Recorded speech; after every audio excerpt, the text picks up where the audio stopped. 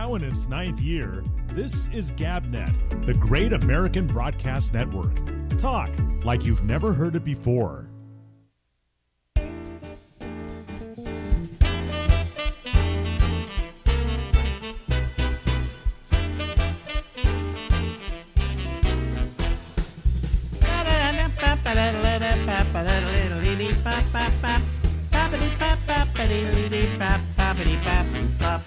Hey everybody, it's the Ramble. It's me, it's Alex Bennett. We'll be here until midnight tonight. Ladies and gentlemen, yes sir, guess who it is? Our old pal, yes, Larry Bubbles Brown. Yay! Mr. Fun. Mr. Fun. Lots of laughs. We probably should introduce you to people who don't know who you are. I am your longtime friend and stand-up comedian. Yes. And yeah. I've known you for, let's see, I did your first show in January of 83. So what's that? 40 years, God. 40 years we've known each other. Boy. And I thought I knew my friend Checky a long time, which is about 45, 46, something like that. I don't know. We haven't figured it out exactly. You know, but... yeah, the guy I wanted to meet. Sounds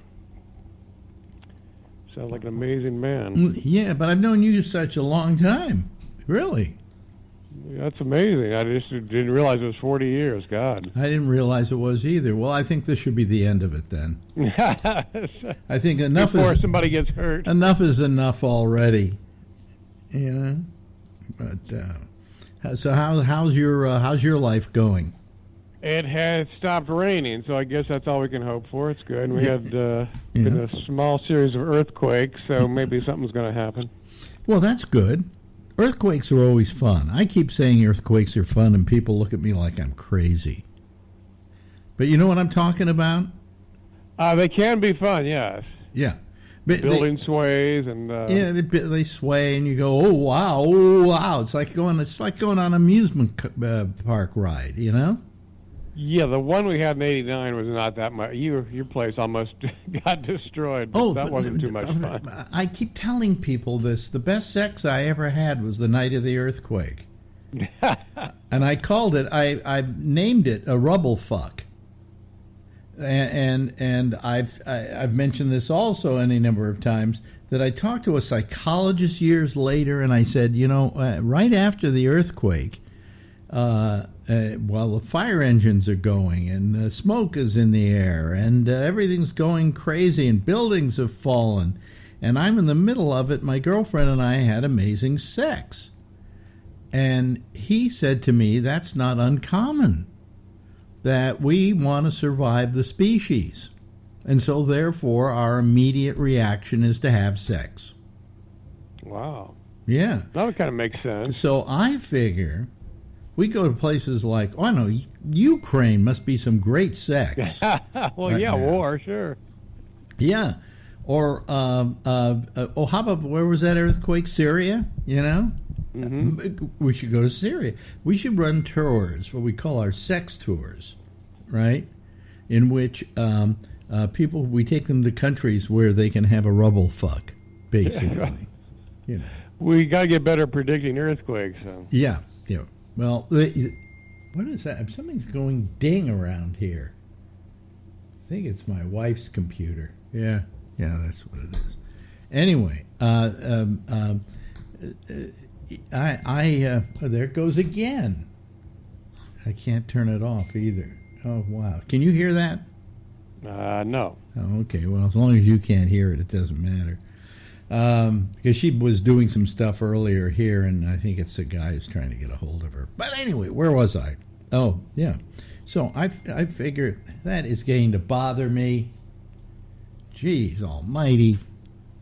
Well, you got very shortage of earthquakes in New York. I don't know if they've ever had them there or not. I've heard rumors. But... well, we have a fault that goes right through Central Park, which I'm right near. And there is a fault, and a few years ago we did have a slight tremor here. We didn't. Nobody felt it. Nobody knew what it was, probably. Yeah, they thought it was just the subways again. Basically, we've done so much stuff to the earth under us that we feel stuff we shouldn't have to feel. So we couldn't tell the difference between an earthquake and a subway car. So that's it. Yeah, I'm through. I've said it all. I don't have to say any more. Anyway. So we could have, I love the natural disasters, tornadoes. Oh, well, I don't know. The trouble is, if you're in a tornado area, you have to have sex in a trailer. And that's not conducive, because during an earthquake, what do you always hear? Trailers getting destroyed, trailer parks decimated. I think somebody once referred to it as God's bowling alley. And he picked up the spare. Yeah, and then you see this person beside this what was a trailer going, my home is gone. Well, to begin with, it's not a home, it's a trailer. All right? It's a place where you reside. All right? Well, that's making it sound too fancy. Yeah, they don't have a foundation. That's why they kind of get thrown around. But you should come to realize that if the only thing holding your abode to the ground is a garden hose, you got problems, right? So don't sit there crying that the tornado came and turned your trailer upside down. Of course it would, So, am I being too uncaring about these people? Yeah, because some people can't afford a home, so they go. Then I don't know. Move into an apartment. Of course, in the Can't apartment, even afford those anymore. So. Yeah, you know what? How much are apartments going for in San Francisco right now? Don't think it's as bad as it was, but I think it's I hit 3,000 to 4,000. It's not uncommon. Yeah, that's what it is here. In New York City, it's horrible. I watched this thing. There's this guy named Cash Jordan who does these tours every day through apartments in New York City and then tells you how much they cost. And some of these things go up to $15,000 a month. Jesus. And I'm going, geez almighty, but the average one is somewhere, I would say, in the area of $4,000, $5,000. If you want a decent one, decent two-bedroom, let's say, it's $5,000. And it's amazing. It's just amazing. Now, even this apartment, if we were to pay what the landlord wanted out of us, taking it to a rent-stabilized price, is only $22.25. Now, really? Yeah, I'm paying $500 for it. Wow. Yeah, I'm paying. Got a better deal than I do. Jesus. Well, no, because I got a court. There was a court case, and the judge determined that they had to roll back the price to 2003, and that was $500.07 a month. They'll be able to raise it next December when they give us a new lease, and I hope we get it. We're supposed to get one. It's almost automatic. They can raise it a certain percentage, so maybe it'll go up $8 or something like that, But I mean, the average price that I see on these things is somewhere ranging in the $4,000, $4,500 range, So you got to be making $250,000 a year to afford something like that. You got to make a lot of money to live in Manhattan. Yeah. I mean, I'm sure there are some cheaper rents. I think I may have the cheapest rent in New York City. I mean, you might, yeah. Yeah, because even with rent-controlled apartments, there's a difference between rent-controlled and rent-stabilized. Rent-controlled goes back to people may have had their apartment since the 30s, and then they could, under rent control, will it to somebody else. Okay, you get what I'm saying? Yeah. That was rent control. Rent stabilized, which came in, I don't know, 50s, 60s, something like that, establishes a rent and it can only raise so much every couple of years. And it's different, and you don't have that same right to take your apartment and will it to somebody else. Once you go, it's fair game for the guy who owns the apartment. So New York must have had the first rent control in the country. I think they may have had the first rent control.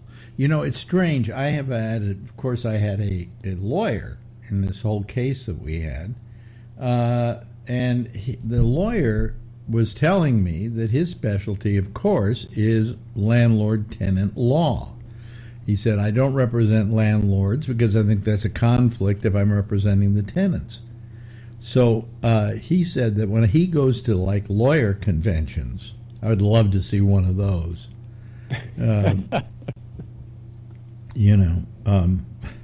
It's like the old lawyer joke. One lawyer is talking with another lawyer, and they see a beautiful woman walk by, and he says, "Oh, I screwed that." He said, "For how much?" Anyway, where were we? Rent control. Rent control. Yeah. So I mean, there's a difference between rent control and stabilized. We're stabilized here, and most of the apartments in this building are rent stabilized.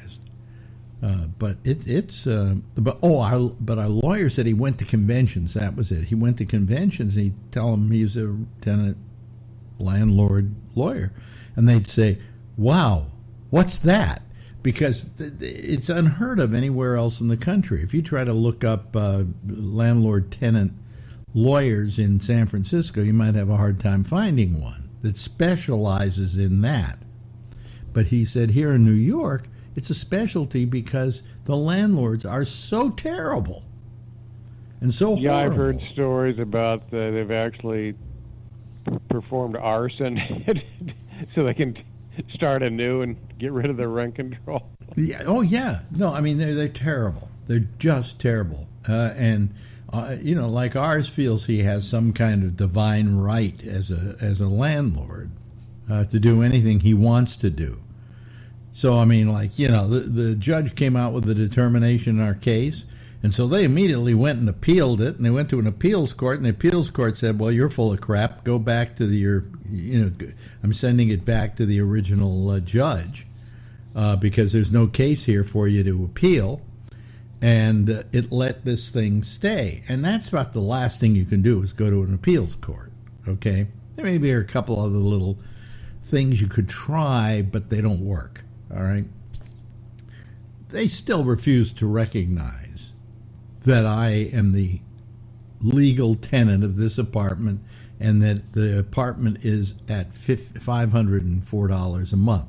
Yes, that's all I pay, and that's all they really charge for the time being, but they still put there $2,225 minus a credit, which brings it down to $500. Blah blah blah blah. Jesus.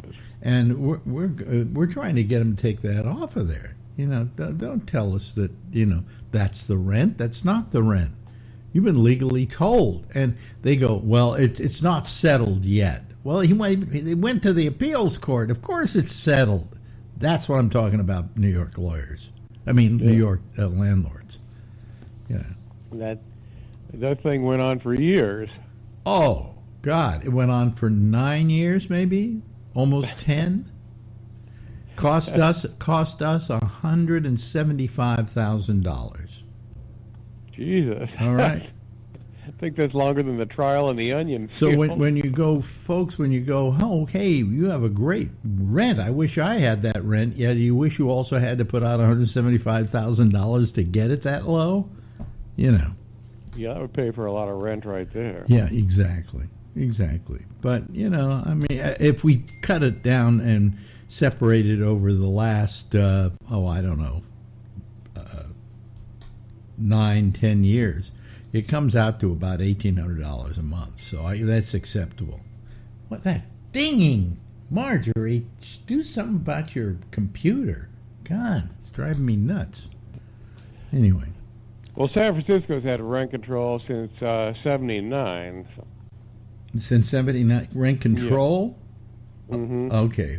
So they don't have anything called rent stabilized out there. No, it's different from New York, but I do know, like, if I were to leave the building, then the rent control goes off it, and they can charge whatever they want for the next tenant. You can't pass it on down like you can in New York, apparently.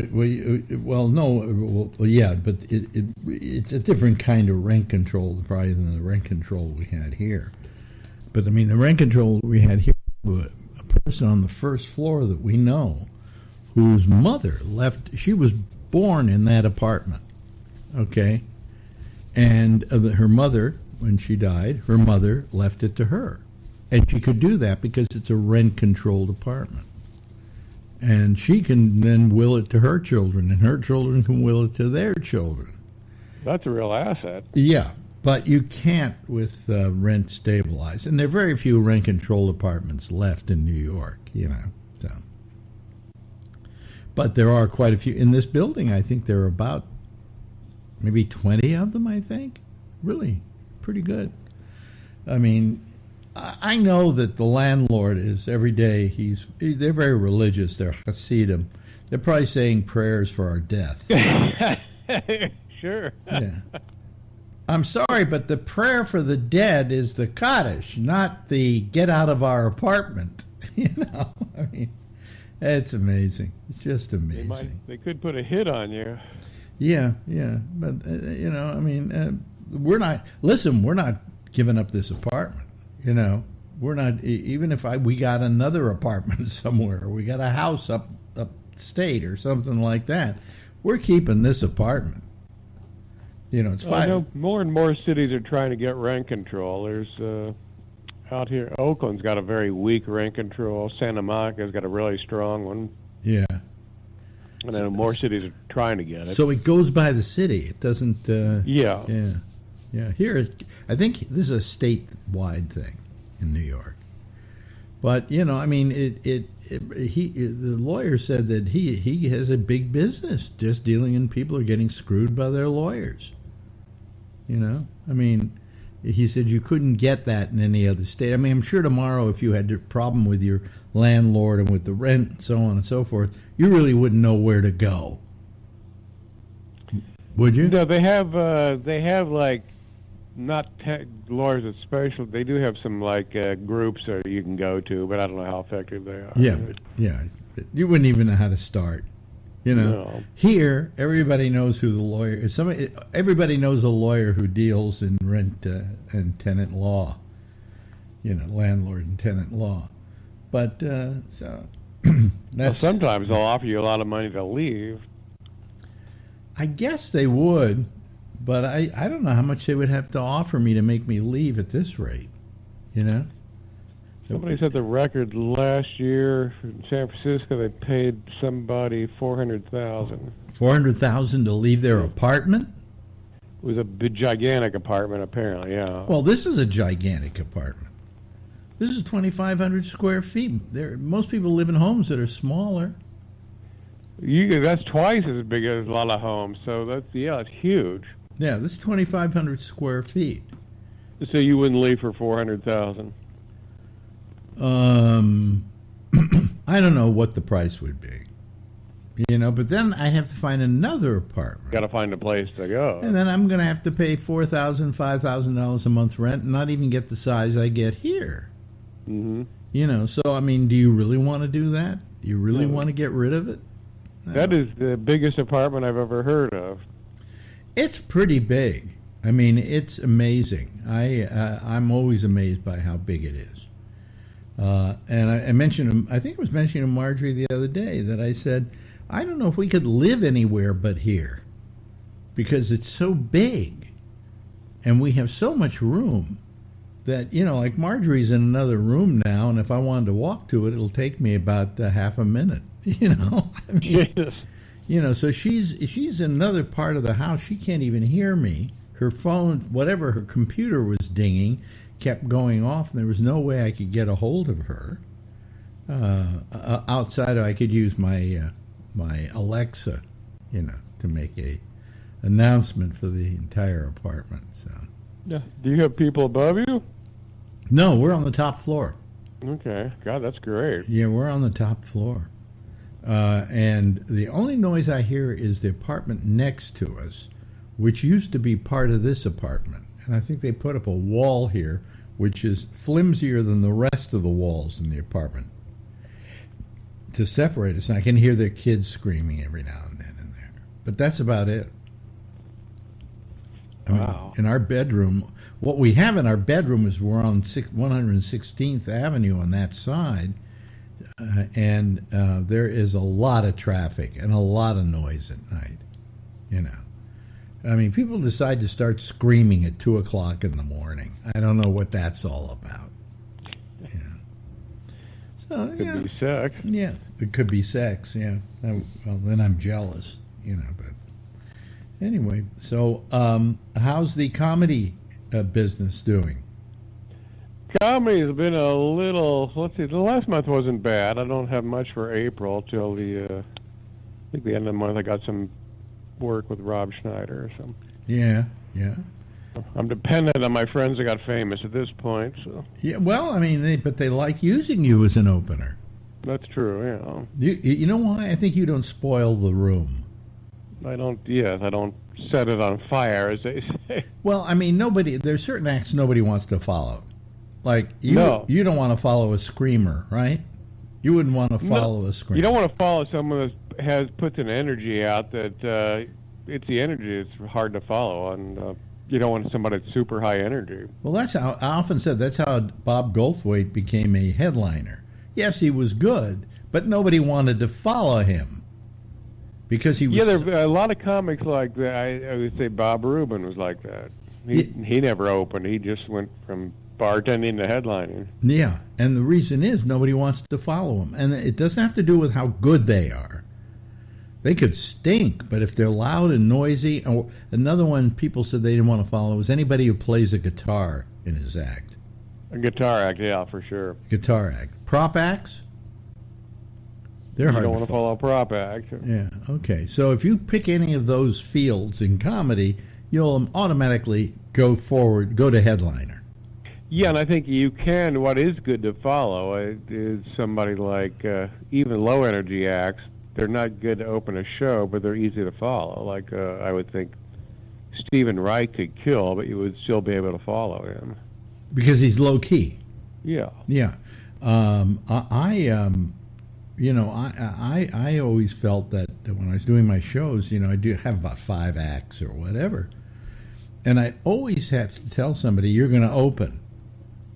And it might be somebody like you, or it might have been somebody like Warren Thomas. I remember did it with Warren Thomas once, and Warren said to me, "But I'm better than that." And I said, "No." Yeah, they're always insulted by that. I said, "You don't understand how I set up a show. I want the second best comic to go on first, because I want the show to get off to a good start." I said, "I don't tell anybody, but I bury the worst comic in the middle." Well, sure, and that's why most comedy clubs never understood that. The MC is the person with the least experience, exactly. The worst act. So when you open a show with an act that's not that good, I think people are thinking, "God, did I make a mistake?" Yeah, and I don't want to say that the people that I made as a middle act were terrible, but they just didn't have either the energy or whatever that the opening act would have. But otherwise, in clubs, they have the worst act start first and be the MC. Then the second funniest act be whatever. And then, of course, what they consider the headliner.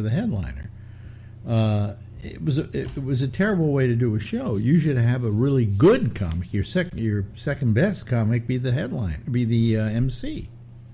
That's that tired...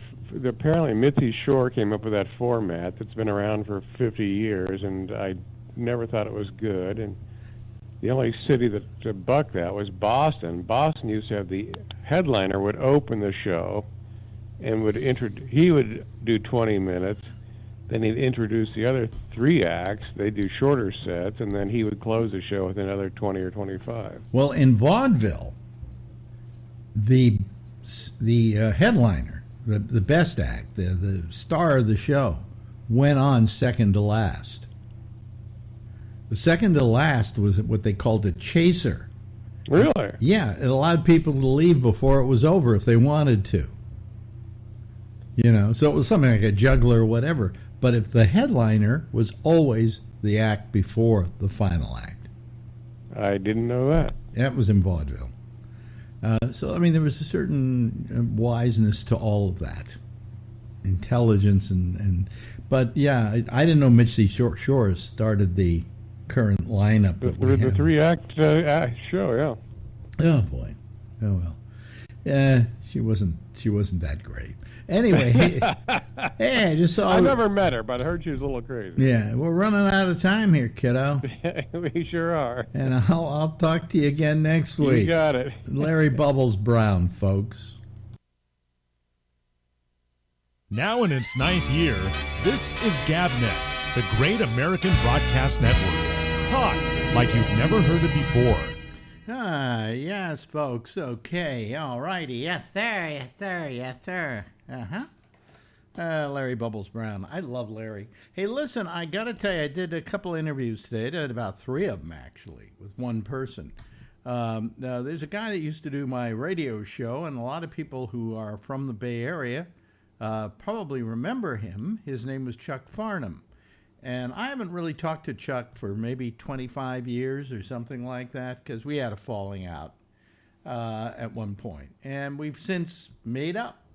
And so I called him today, and we did about 3 half-hour interviews, 25-minute interviews that you'll hear over the next 3 weeks on Wednesdays that I think you will really enjoy, because it gives you a look inside the kind of stuff we did in San Francisco radio and some of his remembrances of it. And also he backs me up on a claim of mine, which when we play them, you'll hear them, okay? Anyway, it is time now for us to bring in our citizen panel, which right now amounts to literally only 3 people, but they're 3 good people. It's Kevin, it's Charlie, and it's Josh. Hi, all of you. How are you? Doing good. Oh, okay. I just wanted somebody to say something, so I know. Yeah. I just because I'm awake doesn't mean I'm ready to do things. Yeah, I should wear that for my wife, First thing she says to me every morning is, "Hey, let's make the bed." And I don't want to make the bed the first thing when I wake up in the morning. I want to lie in it for a while. But no, let's make the bed. Come on, let's make the bed now. Let's hurry up. So anyway, enough about my wife. Yeah, I love her anyway. But anyway, how y'all doing? What's happening? I haven't watched much news today at all. Was there anything of any great import that we should know about? Well, didn't they overrule the abortion pill? There was something that happened where some judge somewhere, in Texas, said that the abortion pill was not legal. And so now they're going to have to, I don't know what happens from here. Okay. I mean, it's just nutty. It's getting so nutty, I just don't even, God, I mean, if I had more years to live, I mean, a great deal more years, like say I could look forward to another 25 or 30 years, I'd be leaving this country so fast you'd see my shadow, There's an active shooter at the University of Oklahoma. Oh my God, I hadn't heard that. Just popped up on. Come on, Alan. It's no big deal. No big deal. There's a shooting every day like that. Every day, yeah. Yeah, no, it's no big deal. No. Okay. No, that's the American way of life now. Yeah, I guess so. And then you got a bunch of people like the state legislature down in Tennessee who doesn't want to do anything about it, but they want to take a bunch of people who were protesting the use of guns and throw them out of the legislature. I mean, come on. I'm getting so sick of this. It's ridiculous. Makes no sense at all. You know? So, anybody? No. What's that? Anybody want to pick up the mantle here and run with it? Well, I was just reading this op-ed in the Washington Post that criticizes Mitt Romney pretty much the same exact way I was criticizing him yesterday. Well, So, why did he suddenly become such a chicken? You know? yeah, I guess. I mean, yeah. I just happened to see it when I logged on here to see what was up, and I think that's funny. Maybe. What I thought was the most hilarious thing was Lindsey Graham going on Hannity and several other shows begging for money for Donald Trump. Everybody send him some money. And I'm going, if you've got $1 or $5 or 10 cents or a penny or a sou or whatever, or franc. Yeah. By the way, you're the only one on YouTube if you care. You know something? You're absolutely correct. I do this all the time now. I hate myself. Okay, there we go. We got your back. Yeah, thank you.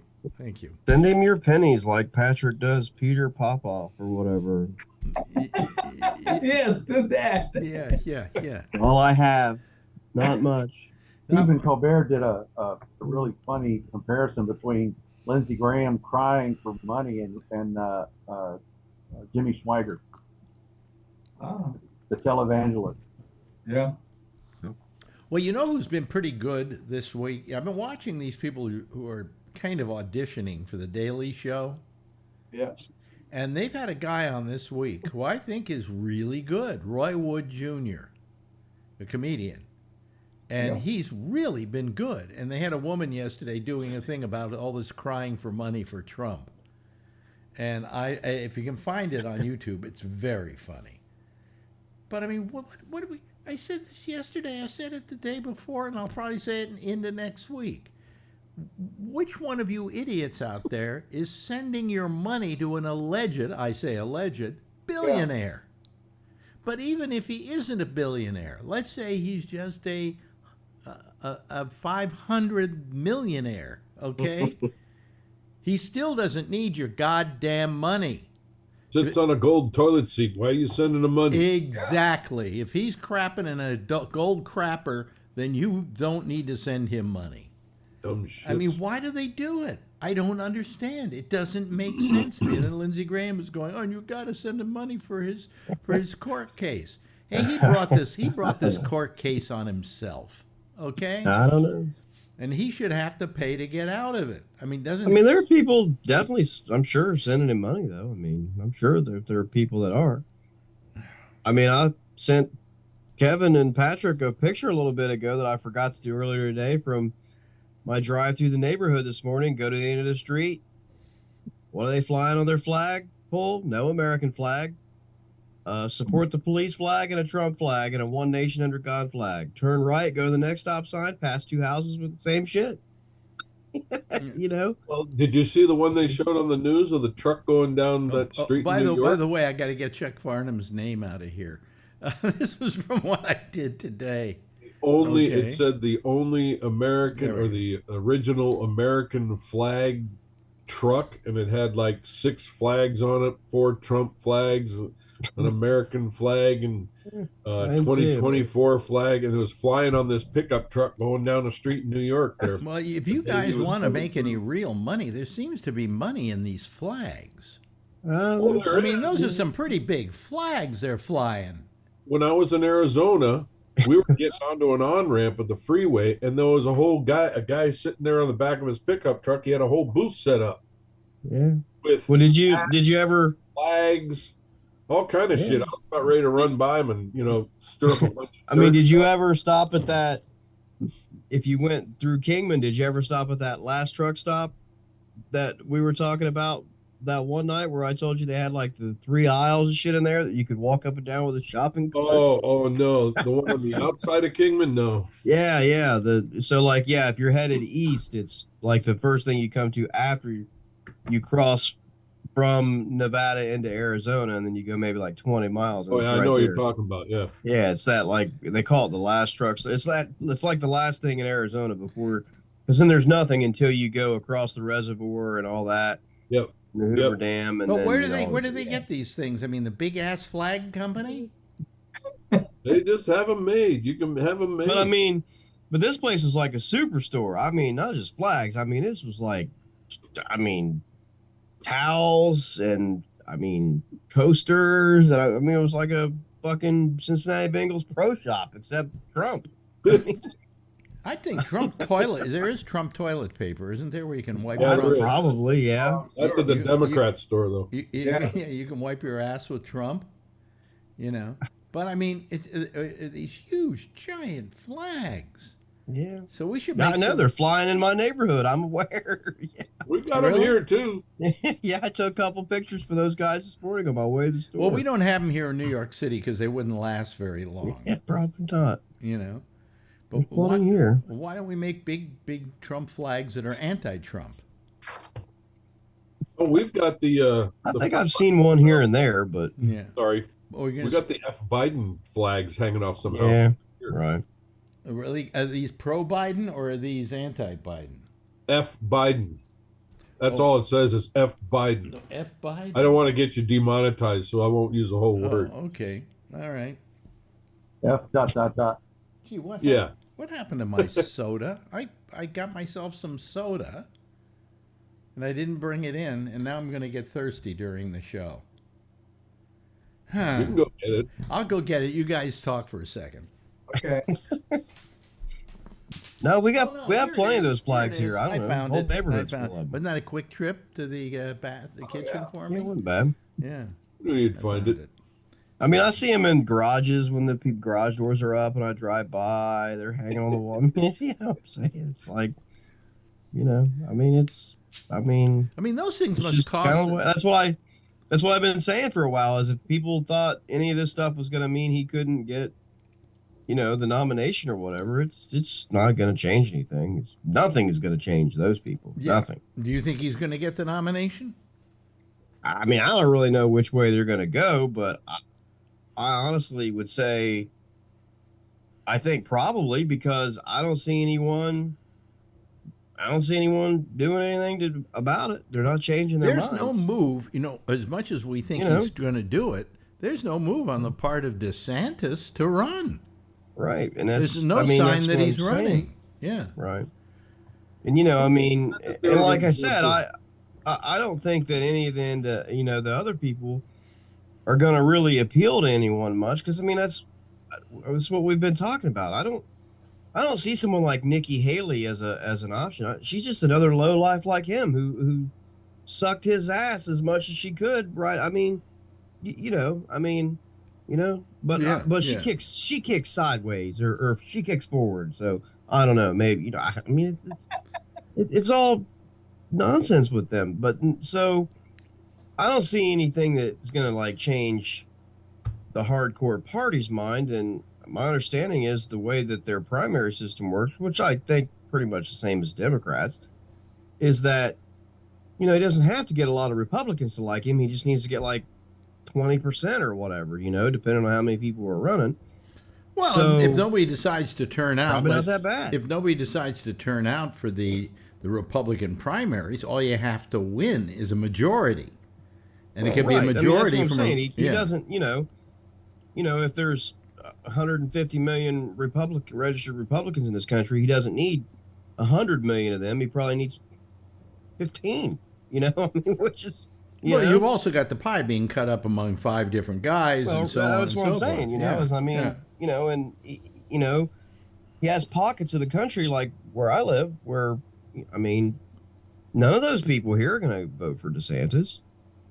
I mean, like I said, they're still flying his flags. I don't see any DeSantis flags when I drive around the neighborhood, right? Now, where are these flags coming from? Are these being self-generated, or are these being generated by the Trump organization? No, they buy them on the internet, I guess.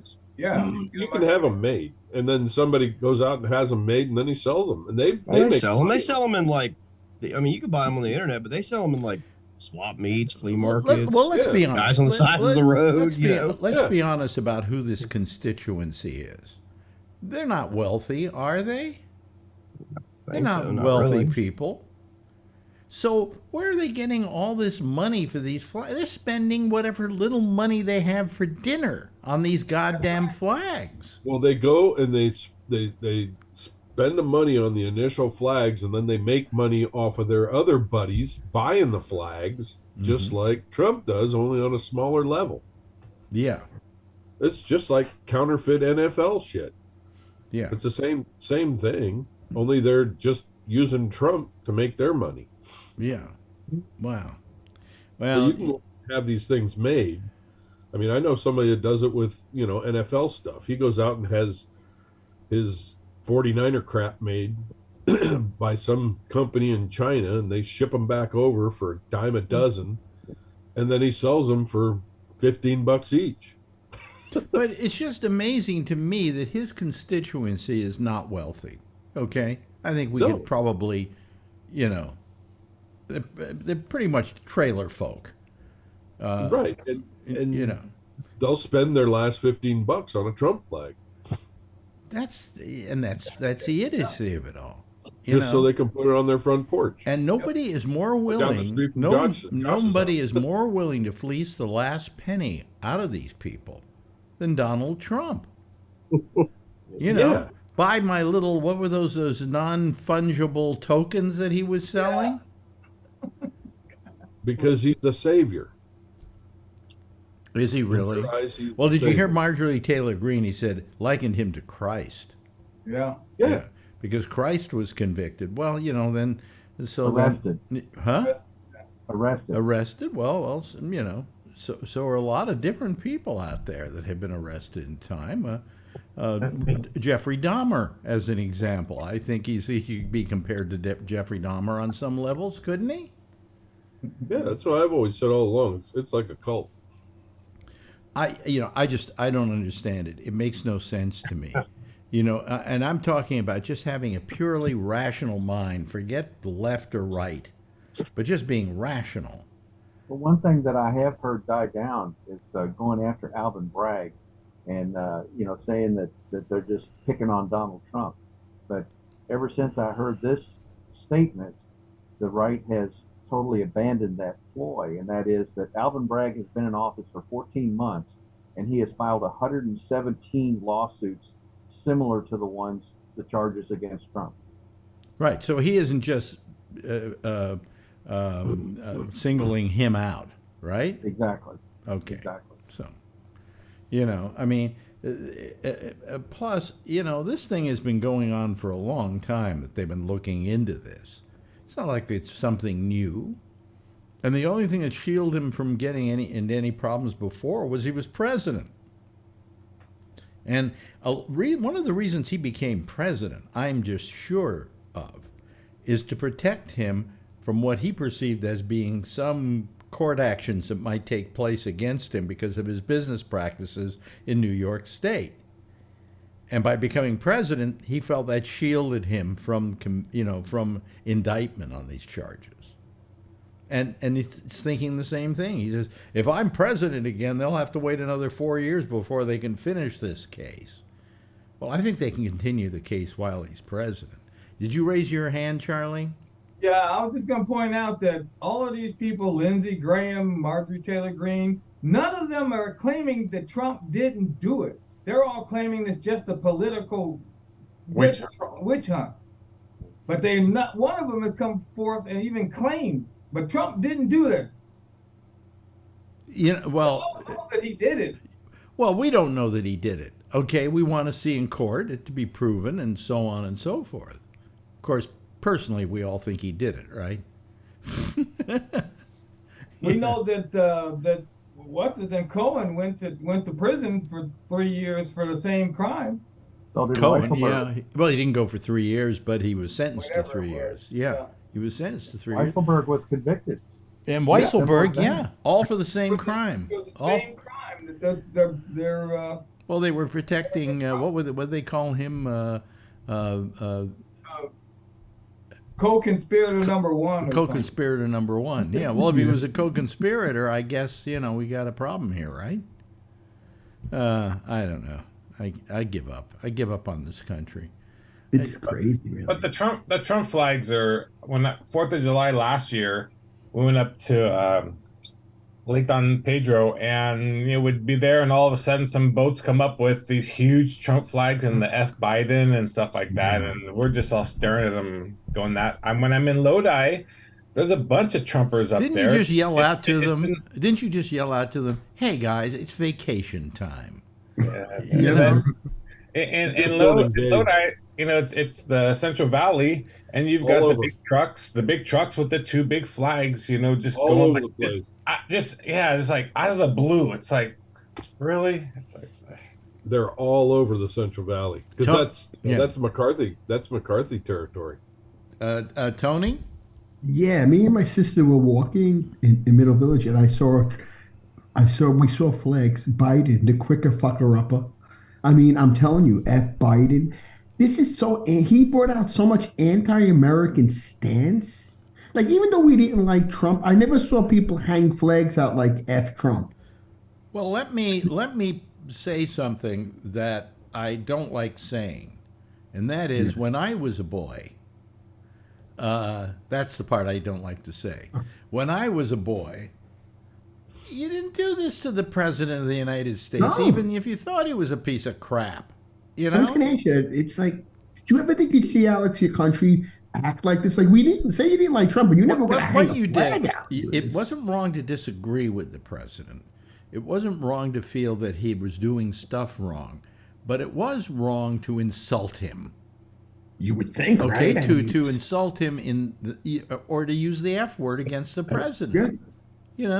But we're in this life now that it's not like your opinion's wrong. It's not like, the Cincinnati Bengals, I like the Eagles. It's not like that anymore. It's like, no, the Cincinnati Bengals are idiots and F them, and just throwing all the bombs on them instead of respecting that people have another opinion. Well, I mean, it's horrible. It's horrible what we've become.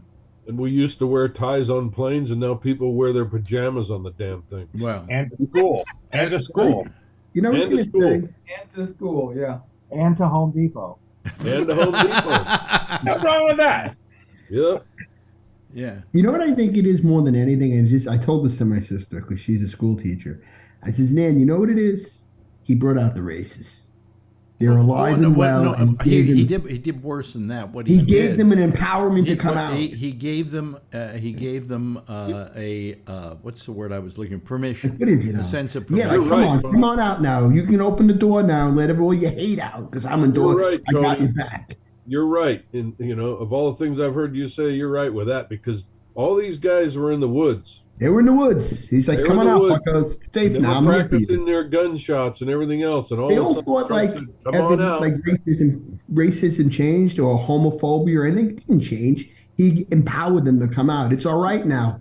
Yep. He said, come on out. I got your back. And they came out with vengeance.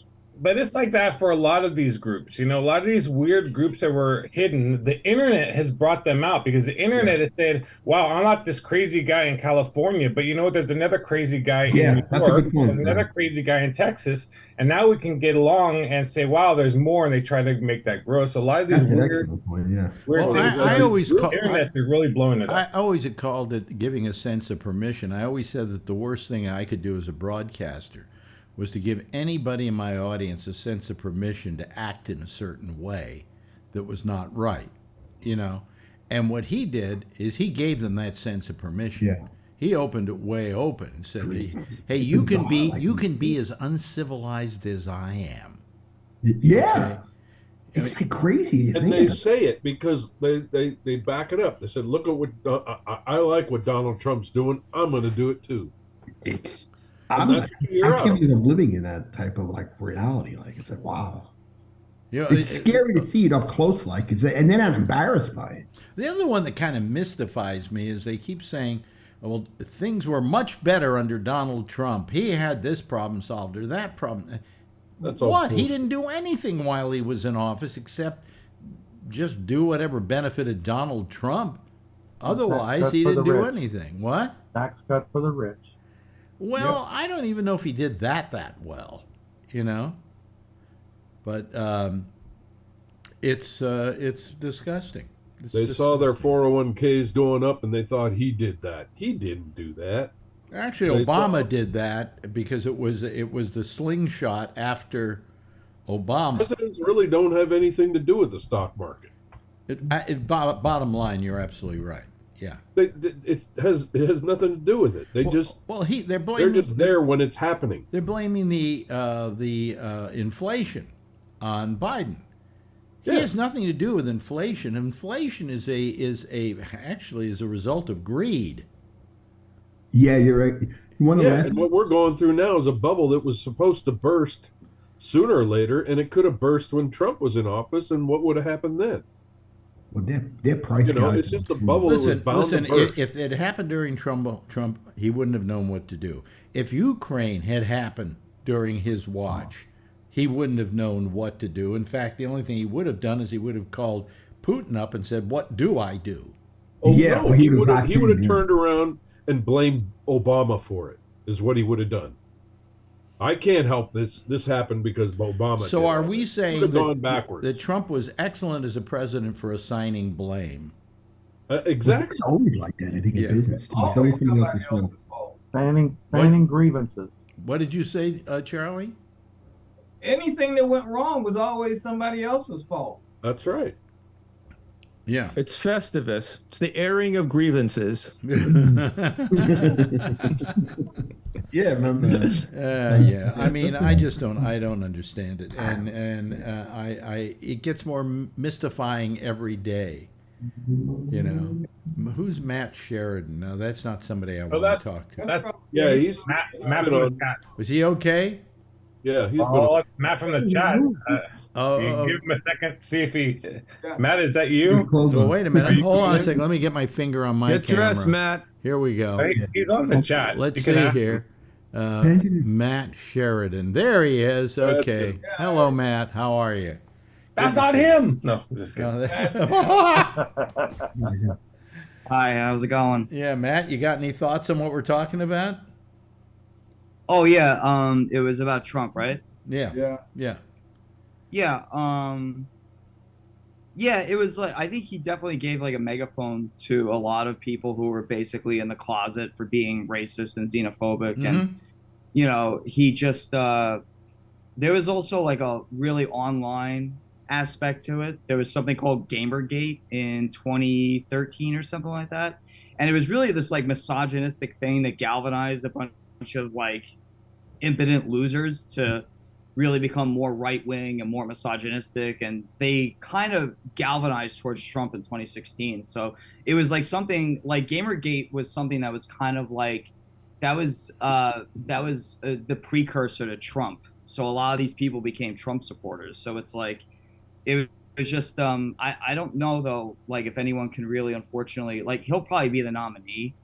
I don't you know, anyone else beating him. He has like these stupid followers of him, and the Republican Party doesn't even stand for anything anymore. Like they're a bunch of Neanderthals who just scream about how much they hate trans people. Well, what's amazing to me is how many of these Republicans absolutely, in spite of the fact that they're not stupid, okay, refuse to go against Trump. They think he has some fundraising. I don't know because if of fundraising. I don't know if it has to do with that, Vernon. I think if you were the alternative candidate, you said, "Look, Trump is not good for our party, and that's why I'm running, because I think we need better candidates for our party than the likes of Donald Trump." I think he would find an audience and a base. I think there are Republicans out there who are sick and tired of every day waking up to the latest tragedy of Donald Trump. You know, yes, Matt. It's interesting too, though, because he's proven to be like such a loser with the elections. You think that they would like move on from that? Yeah, this is a guy who's never won an election. I mean, he became president, but he didn't win that election. He lost it by about what, 5 million votes or something against Hillary, 3 to 5 million votes. Yes. Yeah. So, and he didn't win the one with Biden. You know, so what makes him think all of a sudden lightning is going to strike and he's going to win? He's not any more popular today than he was then. You know, he didn't pick up any fans as a result. People are sick of him. He's tired of hearing from him. We have Trump fatigue. For an electoral win again. I think the plan is to get electoral colleges fixed through Supreme Courts and states. Electoral win. Yeah. Yeah. Well, Texas and gerrymandering. Yeah. Texas passed a law now that the Secretary of State can just decide if any county that has more than 1 million people, they can say, I don't like that result of that election, I'll throw it out. Really? Yeah, that's just there you go. What happened to the Republican Party that believed in America and in the democracy and in the right to free speech and the right to vote and to have elections? What happened to that Republican Party? I mean, I remember the Republican Party when I was a kid. And when I was a kid, there I go again. When I was a kid, the Republican Party was not my favorite party, but they weren't a bunch of douchebags, you know. But now they're terrible. They must wake up every morning and say, what can we do today to piss people off? Yeah. You know what gets me is it's the people who seem to be fair-minded, like you described, who have become insane. Yes, that's what blows my mind. Yeah, like where they just all flipped. Well, the ones that are fair-minded aren't speaking up. Yeah, that's it. That could be it. That's true. Or they lost their election. They're afraid. Well, you know, paranoia about this government, okay, used to be the exclusive dominion of the ultra left. Okay? We were paranoid about everything. All right? All of a sudden, it's the Republicans. It's the ultra conservative, or the MAGAs. The MAGAs don't come under any category. I can't call them conservative. I can't call them Republicans. I can't call them, of course, douchebags as usual, with their leader, Al Douche. So, you know. Sure. Well, we all know that the policy that the Department of Justice has came about because of Spiro Agnew. Was it Spiro Agnew who created this problem? Really? That's when that policy memo was written.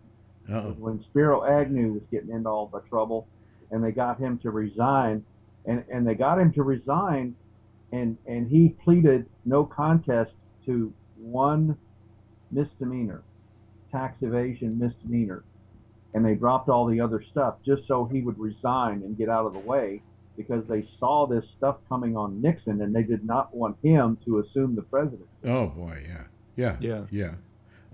Matt? Yeah, I was gonna say though, the Democrats did win big in Wisconsin with the that lady who won the court the other day. Yep. And the Republicans are very upset about that because now they can't turn over the election if it doesn't turn out their way with the Supreme Court in that state. Exactly. Right. Phil, wait a minute. Phil, we're having a serious discussion here. If you want to join it in a serious manner, fine. But, you know, otherwise take those teeth off, okay? Right out of the trailer. Right out, I mean, all of a sudden, a lot of money for you. You know, all of a sudden, you want to draw attention to yourself rather than to join the group.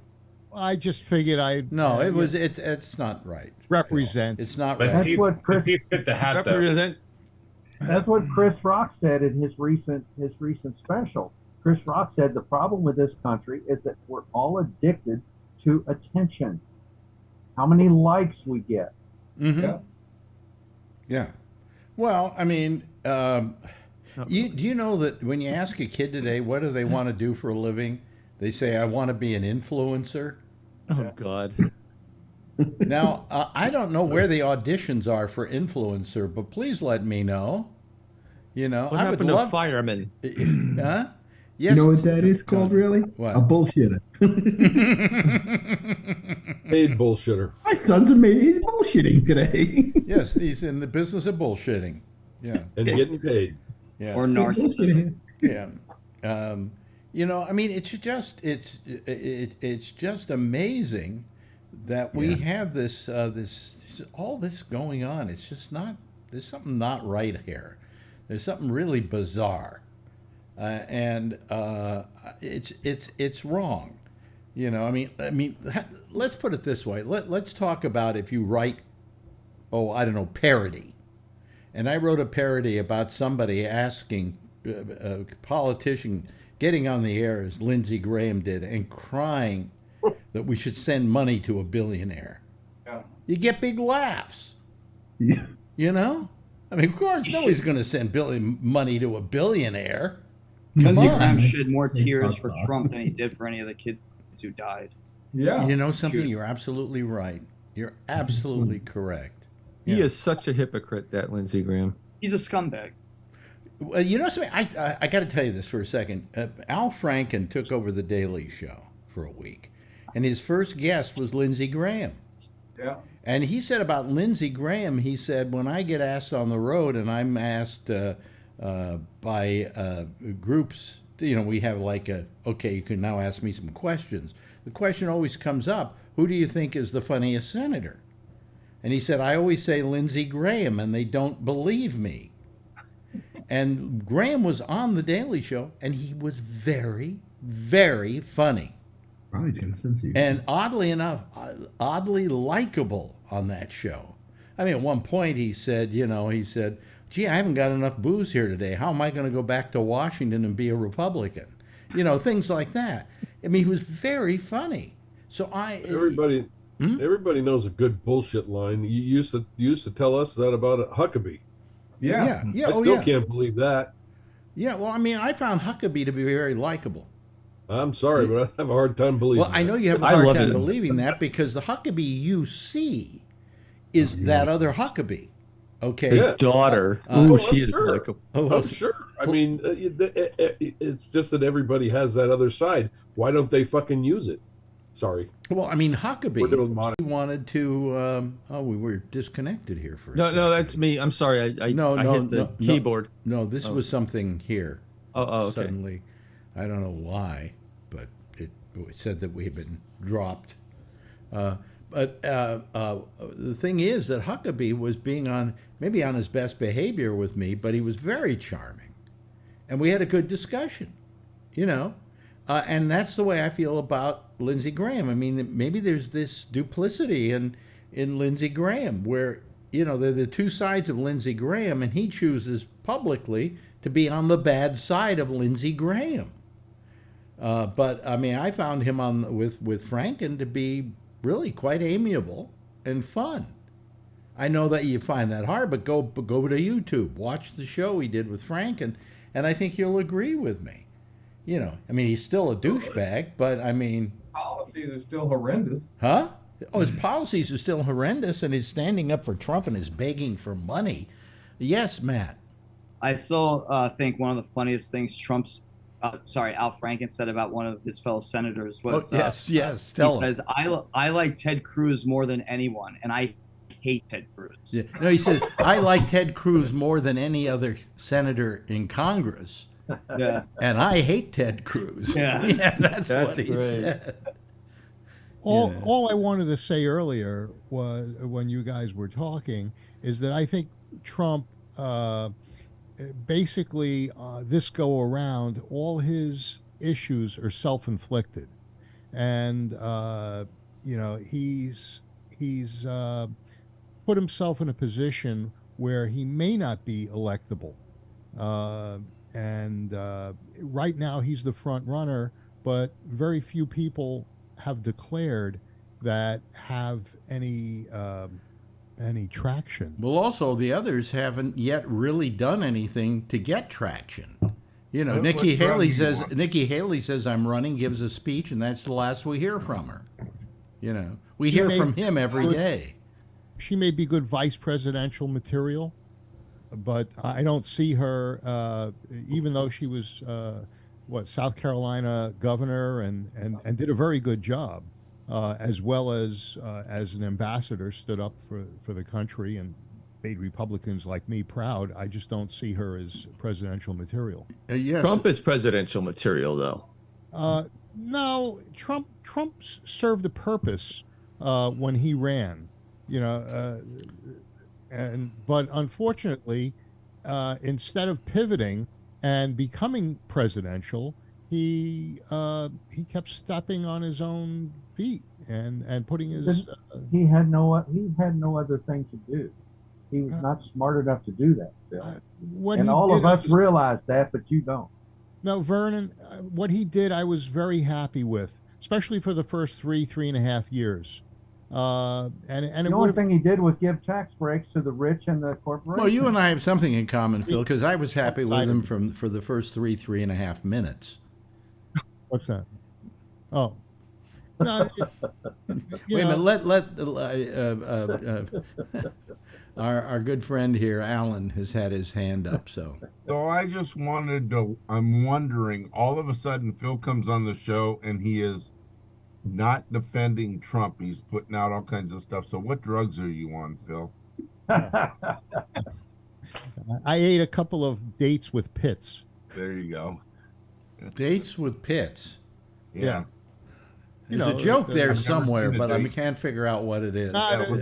That's all I had. Yeah. It's the sugar. It's the sugar. Well, maybe you should date women like everybody else, Phil. Ba-dum-bum.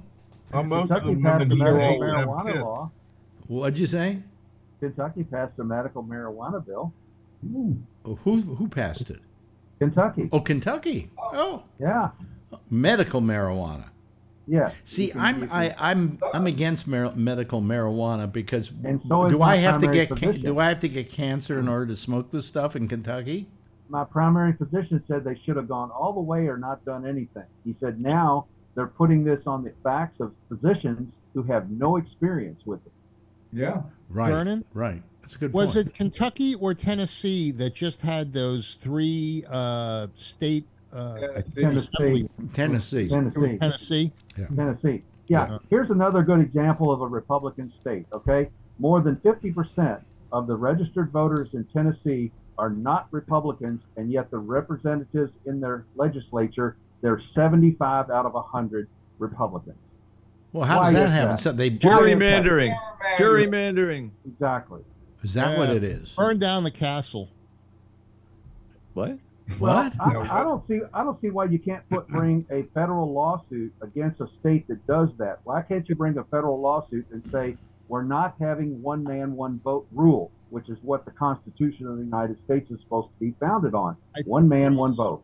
I thought it was a representative government. It is, but it's supposed to be a representative government based on the percentage of people getting their representation. And if you've got 50% of the state who are Republicans and they've got 75% of the legislature, that's not one man, one vote. So therefore, they voted for them. No, the math. What he's saying, basically, what he's saying is the math doesn't work.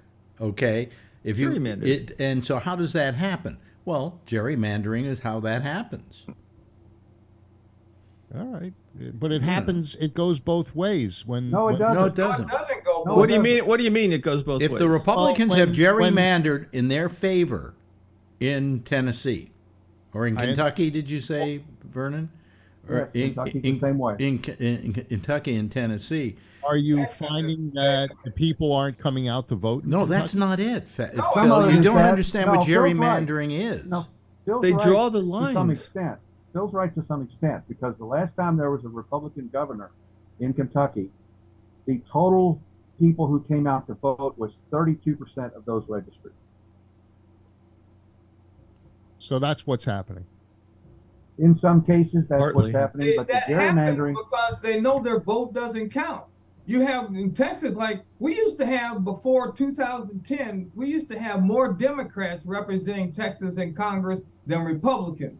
And then, what's his name? I can't remember his name now. Rand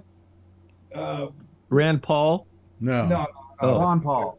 Ron Paul? Richards was the governor?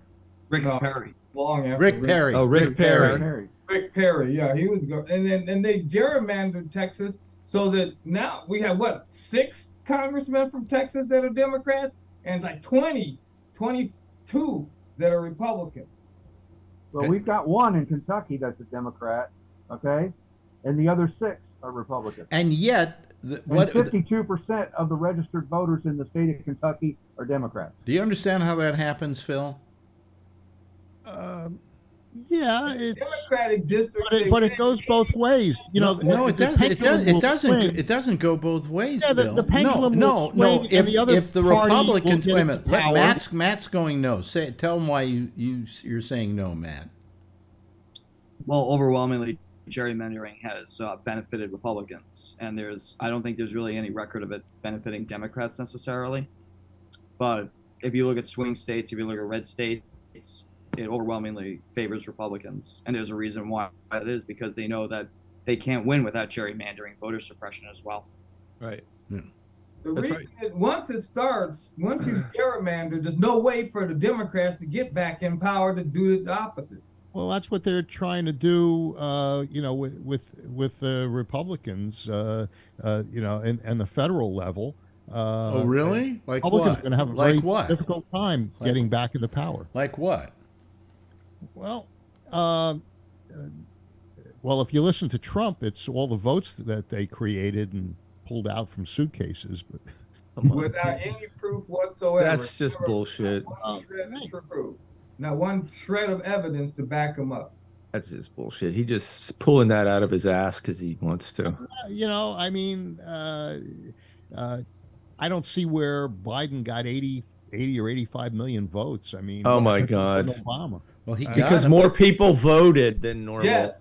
Because I mean, it's just like people can't, we only have like 50% of the people usually voting, not even that. Because nobody wanted to vote for Il Douchebag. So during COVID, people voted more because they were at home and they could vote by mail, and so there's more voting. I mean, it's just obvious. Come on, man. Also, the states, those legislators changed the voting rules at the last minute to allow because of COVID. Because it was too dangerous to go out. Oh my God.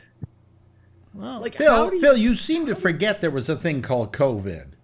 And that in order to be able to allow everyone to get their vote in and still not expose themselves to a very deadly disease, they made exceptions by doing mail-in voting. Are they going to retract mail-in voting? No, I think they should make it the law of the land, if you want my opinion. I've been mail-in voting for 25 years. Yeah, most people could mail-in vote in a lot of states. They just had to apply for it. The state of Colorado, that's the only way they do voting. In fact, you did that, didn't you, Phil? I mail in. Yeah. So obviously you're not against mail-in voting. No, it's convenient. Yeah. But, yeah. And I think anything. I also received 2 ballots. You got 2. Yeah, guess what, Phil? If you had sent them both in, you would have committed voter fraud if you had sent them both in. I didn't, because I don't do those. Well, actually, if it mailed them both in, they would have seen the duplicity and not only counted. Well, the Republicans want you to think, because you got 2 ballots, Phil, that was somehow fraudulent. Yeah. And why do you say that if it's fraudulent? Why did only Democrats cheat? No Republicans cheated? I mean, according to your logic, by mistake, they thought I was a Democrat. They gave 3. See, anytime anyone brings up something logical, you just make a joke. Well, because it's not logical. Yeah, it's true. Yes, it is. Your fight to a logical argument is a joke. Yes, it was logical. I said, why do the Republicans assume that only Democrats cheated? That's your premise. No, that's what the Republicans assume. But I said I didn't agree with your premise that they assume that. But they do. That's what Trump's been doing this whole time. He's saying that the Democrats cheated, and the Republicans didn't. We got to take our country back. I mean, that's the whole. Yeah, argument. They're taking it back. They're sending me 2 ballots.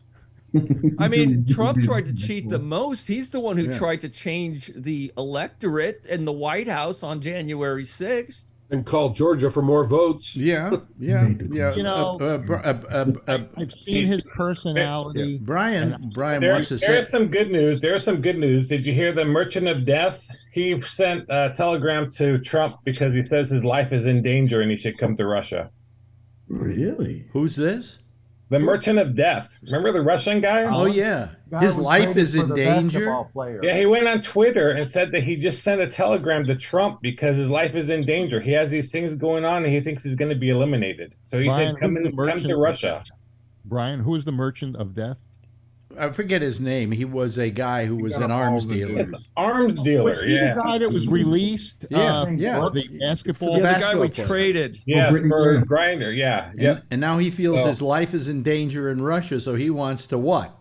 He went on Twitter and so he said, come and join us in Russia because your life is in danger. You're going to be eliminated. You have these things going on and the courts, and now and they say you're going to be eliminated. So please come and join. Who's going to be eliminated? Trump. Trump. Oh, okay. He said, and Newsweek reported it again, but then they showed the Twitter. They showed the Twitter post. I wonder if he's going to get banned on Twitter. Huh? Yeah. No. He didn't pay for his verification. You only get banned on Twitter if you don't like those cars, those electric cars. You then get banned from Twitter. He didn't pay for his blue check. Yeah. I mean, isn't that the only way out of Trump? The only way out of Trump? Have him eliminated. Yeah. No, come on. I don't think that he's going to get the nomination. At least, there's nobody looming to begin with. I don't think DeSantis is going to run. Sanctimonious, you mean? That's a stupid name. Trump. In fact, Trump probably doesn't know what sanctimonious means. He can't spell it, that's for sure. Yeah, that's right. I always have to ask Siri. Do you know who the leading contender for the Republican nomination was in 2008 at this time for the 2008 election? Rudy Giuliani. Oh my God! Oh, that's right. Yeah. Oh my God! Could you imagine? Things change, and they change quickly. And I mean, don't you think some of the Republicans are afraid to start getting beat up and word blasted by him? I said this last night, and I'll say it again. I think that probably is a good chance that Trump will get nominated, and here's the reason why. Because the news networks are making the same mistake they made back in 2016 by just not mentioning Trump. They gave him more publicity than he ever needed, and he knows how to get them to talk about him again. And they're falling for it. Was it as negative in 2016 as it is today? Well, Josh has been very quiet tonight. Josh, do you have anything on this that you want to talk about? I mean, I think, that I thought this morning because I was listening to something. I think the modern Republican Party, I mean, there are individual members within that party, right? But the current state of the Republican Party, like I said the last few days that we talked or whatever about, my lack of respect and all that kind of stuff. I mean, to me, they're mirroring, what was the Know Nothing Party of the 1850s. I mean, that people called Know Nothings, and then they took on that name and they were glad to have it. I mean, they had no policies. They just had grievances. They hated immigrants. They hated Catholics. They wanted isolationism. They wanted, they didn't want to mess with status quo of, slavery and civil rights, right? So they wanted popular sovereignty. Let's just let the people choose, let's let people, choose if they want free soil states or slave state, and they looked the other way when there was bleeding Kansas. I mean, they're the modern day Know Nothing Party. I mean, they have no modern anything that they want. I mean, I don't see anything where they want to fix anything. I mean, they're more than welcome to cry about stuff or whatever, but I don't. I mean, they can go on 60 Minutes and say that Joe Biden is a pedophile, but I didn't hear anything on there about fixing anybody's problems. I mean, they're the Know Nothing Party of the 1850s. Yeah. And I think henceforth, maybe I'll just refer to them that way. I mean, until they what you're saying to being a political party. What you're saying is they're not. What you're saying is they're not coming up with solutions.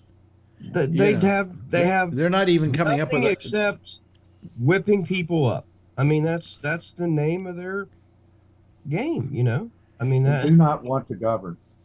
Right. They just take whatever they are hearing that people are frustrated with, and rather than fix it, they exploit it. I mean, like I said, that's how, the same thing in the 1850s. We don't need all these fucking Irish and all these other people coming over here and take your jobs. No. And then, like I said, we want a popular sovereignty, and we want, we don't need all these Catholics. We don't need all these Jews. You know, I mean, it's just, I mean, it's, you know, we don't need to send money anywhere. We don't need to help anyone. We don't need a navy. We don't need a standing army. And short of that, what you do is you create a xenophobia. You know, you make people afraid of other people, of people on foreign soils. That seems to be their platform. I mean, that's what I'm saying. I mean, what are they for other than Biden takes a nap every day, or what? I mean, what you're saying is come up with solutions. Maybe I'll start listening to you. Yeah, I mean, I don't see any of them engaging in any. Or at least be able to identify the problems. You know.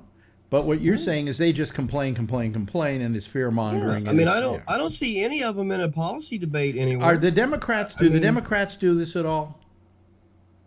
I mean, they go through periods where they have certain people that I think are, you know, wine asses and clowns, you know, and I think I come on here and say that, you know, but I think that they have overwhelmingly far more people who have policy that they would like to institute, and they certainly do not broach these ideas of, you know, hatred and the unwillingness to accept listening to other people and the exploitation of fear and violence and all that. I mean, like I said, I think they got a couple clowns who do, but again, those are members of the party, not the party.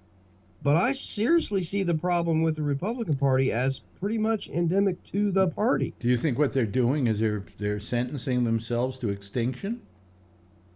I don't think it'll be that, but I think they're going to have to start over, you know. Matt has his hand up. This might be a little off topic, but I was just going to ask, does anyone think they're going to impeach Clarence Thomas? Well, I knew you were going to bring up Clarence Thomas for some reason. I think he will be asked to resign by the other members of the court. I really think so. I think that what he did was diminishes the efficacy of the court.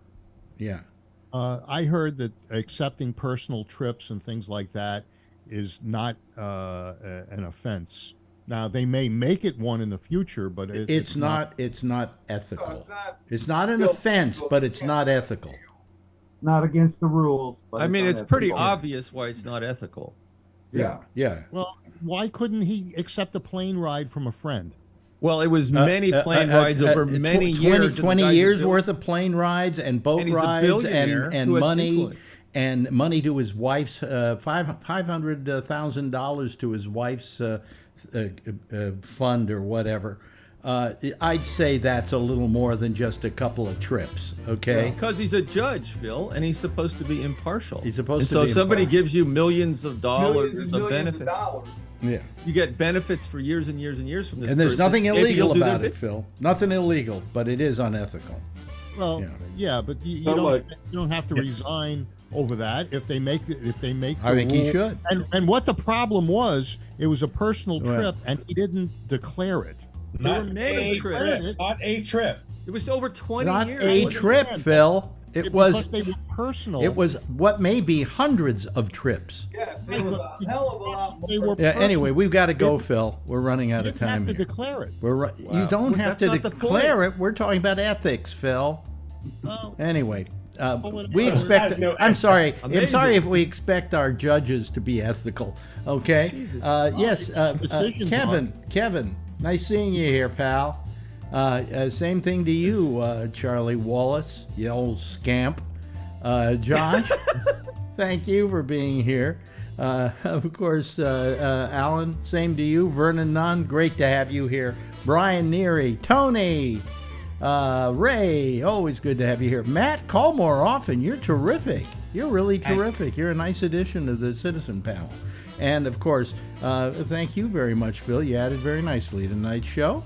Everybody, would you like to give a big wave goodbye? And I'll give a big wave goodbye at you. Okay, there they go, ladies and gentlemen. I'm not a crook. That's the Citizen Panel, and they're going away. And I'm going away until Monday. We'll be back for the what do you call it? The pop-up show. That'll be at 4 o'clock and we'll run it on Facebook. And then we'll be back again on Wednesday and with a special guest. Our old friend from San Francisco used to be part of my crew, my cast.